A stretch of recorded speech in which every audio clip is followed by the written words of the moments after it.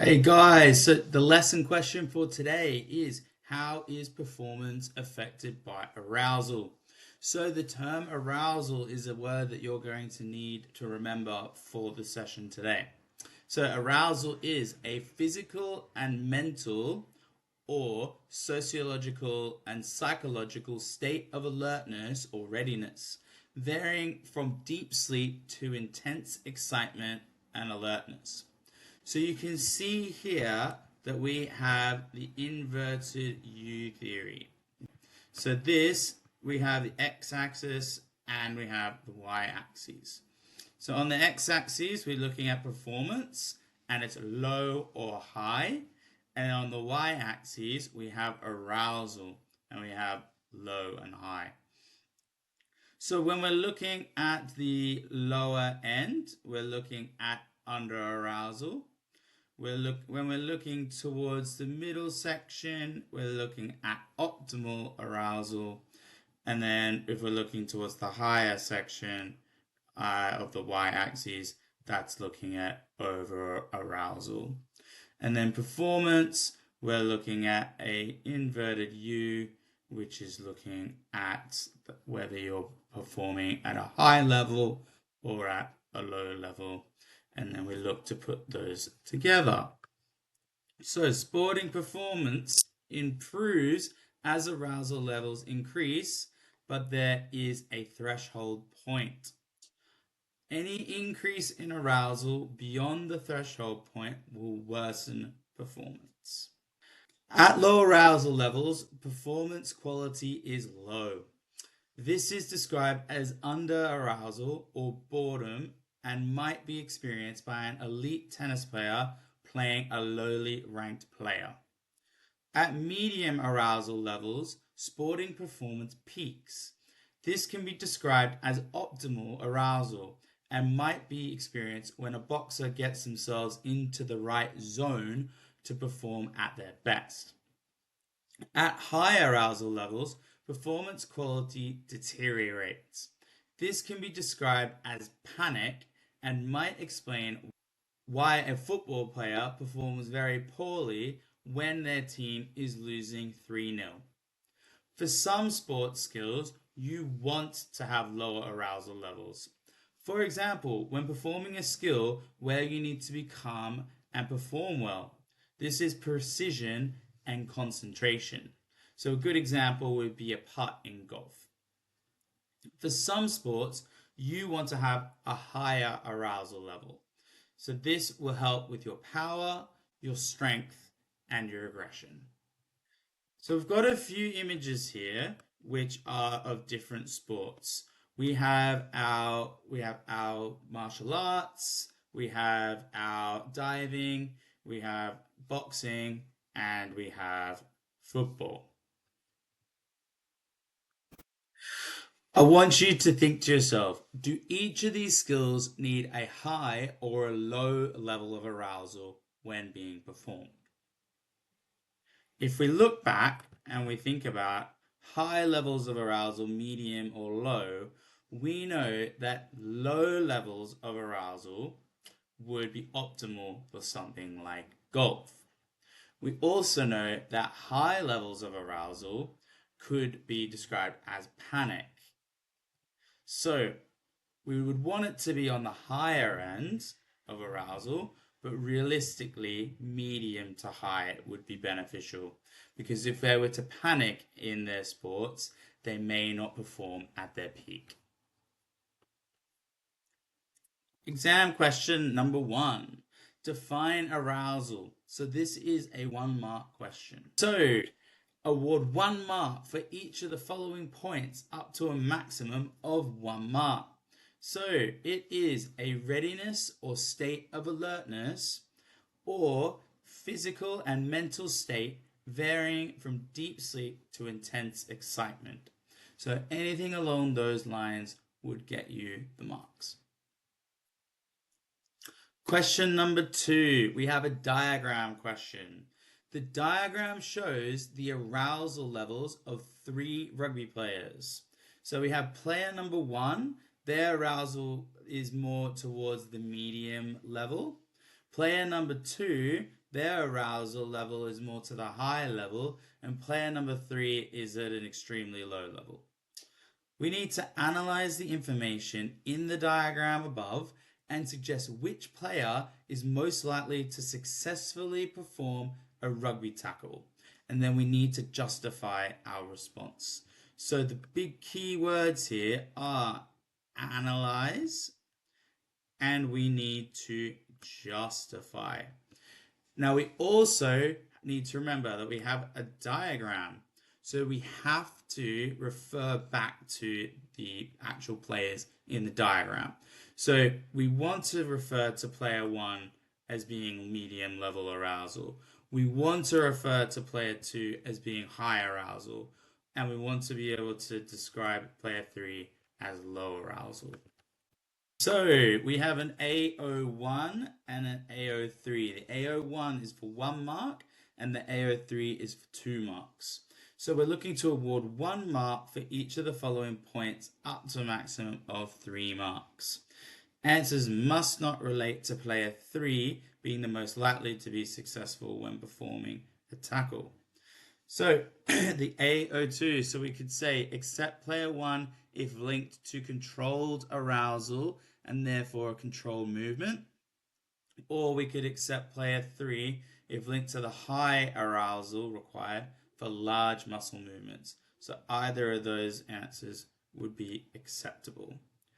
Now, for the AO3, if we're looking at player number 1, we could look at 2 points. We could look at linked to a different type of tackle, for example, a tap tackle, controlled arousal, not being overly aroused. We could look at controlled arousal preventing a loss in performance as per the inverted U theory. Mistimed, high tackle equivalent. Or we could look at player 2 may be over aroused and player 3 may be under aroused. Therefore, player 1's arousal level is best. That would be for player 1. Player 2, optimal level of arousal tends to be high when tackling, arousal to knock someone down. The rugby tackling generally requires the creation of a large force as the opponent is often moving at speed, thus high arousal. It has the highest level of arousal, so is most likely to generate the power required. Or players 1 and 3 may be under aroused. So any 2 of those points would be beneficial for your response. We could also look to accept any other suitable suggestions, but we do not want to accept answers that relate to player 3 being the most likely to succeed in performing a rugby tackle because player 3 is at a low arousal level. How arousal can be controlled using stress management techniques before or during a sporting performance. So we have mental rehearsal, visualization, and imagery. So imagery is a mental or psychological technique where the performer imagines or visualizes themselves being successful in their performance. The performer may recreate a good past performance or may make up a positive new experience. Mental rehearsal is where the performer pictures themselves executing a skill and practices the skill in their mind, focusing on the specific stages and correct technique.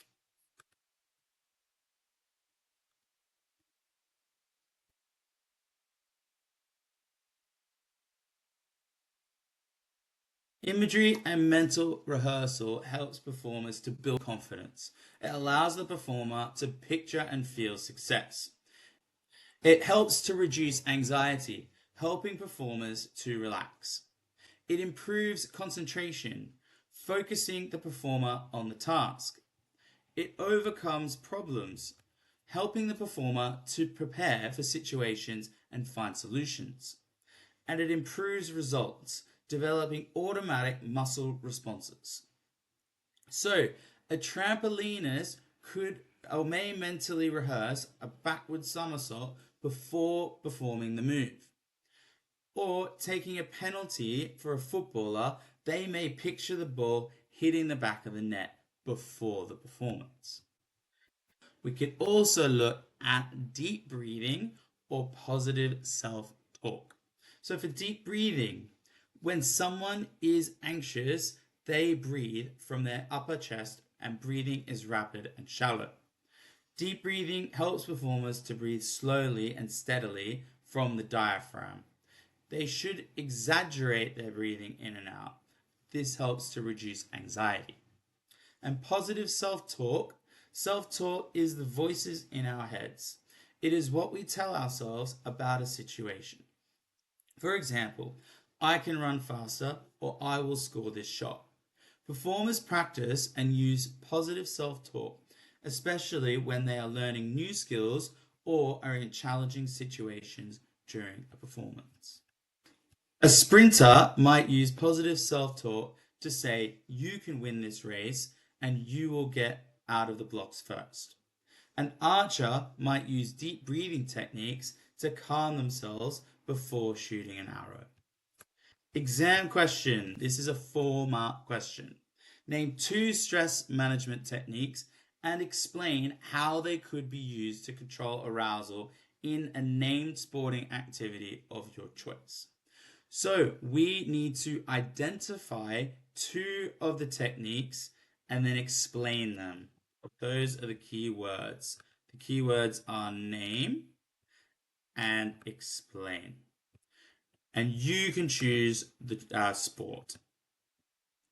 So we've got 2 marks for the AO1, which is the identifying, and the explanation, the AO2, is 2 marks as well.